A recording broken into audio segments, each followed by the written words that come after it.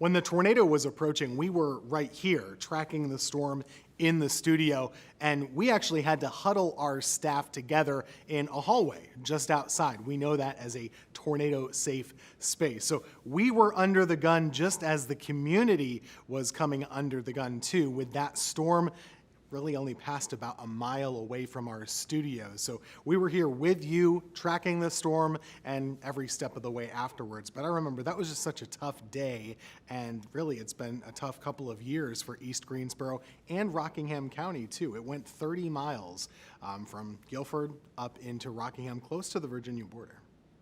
I was on the scene within about 10 minutes after the tornado hit, and the rain was still coming down, and there was this mom who was just out front of her house that had been totally moved off its foundation, crying, talking about how as the house moved, she held her baby in her hands and just prayed that they would be okay, and that they actually got picked up, lifted over, and somehow they made it through.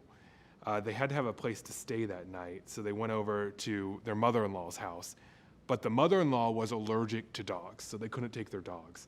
The dogs had to stay in that house. They had nowhere else for it to go. And I remember at the end of the night when all the coverage was over and the street was just completely dark, I said to my photographer, we gotta go back and check on those dogs.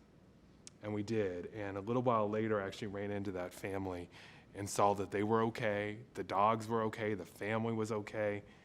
As I was in East Greensboro the day after, I heard an incredible story from an elderly woman who lived there. She told me that during the tornado, as this storm was hitting, she was away from home. She was at the store trying to get home. And while she got into her neighborhood, there were already trees and power lines down that were actually blocking her path to get to her house. And so she was very frustrated because she was just trying to get home because this storm was just so bad. Well, it took her a while, but she was able to end up finding a route kind of around the neighborhood to get into her house. And in the meantime, the storm was so bad that it ripped her house apart. And she just was so thankful. She said she was so thankful to God that she actually wasn't there, that he had put this tree and power line in her path to avoid her from going home when she did, because she said that she was certain she would have been in that house as the storm destroyed it. The day of and the immediate day after was, I mean, cliche, but whirlwind. I mean, everything was happening so fast, and we're trying to get people safe, and we're trying to get out information, and we're trying to get out help. But what I remember most for the long period of time are the people that were helping the other people, whether that was the food that was there every single day, a hot meal for folks who were clearing up and picking up the pieces of their home. They were able to have that hot meal, or whether it was food donation, or whether it was clothes, or whatever it was, having the community help one another. That's the big takeaway that I got from that. What stood out to me was how much our community cares. I was at a location where people were donating clothes, and this place was packed to the gills with donations. People came out throughout the day just with so much love and so much generosity and so much caring.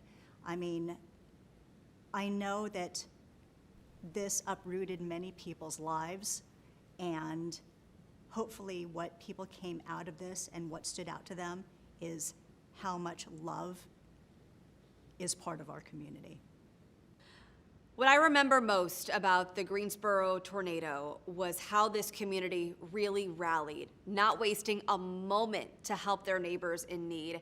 You know, we've seen this time and again, but it really was prevalent during this tornado, from churches who stepped up to hold drives of their own, to the massive drive we helped with at the Friendly Center, where car after car, people showed up big time. Trunks were full of supplies, from toilet paper to water bottles to toiletries to monetary donations. Everyone here just wanted to feel like they were doing something to help someone else. And it really went a long way, obviously stuck with all of us who were participating in it, and still means so much to the families directly affected.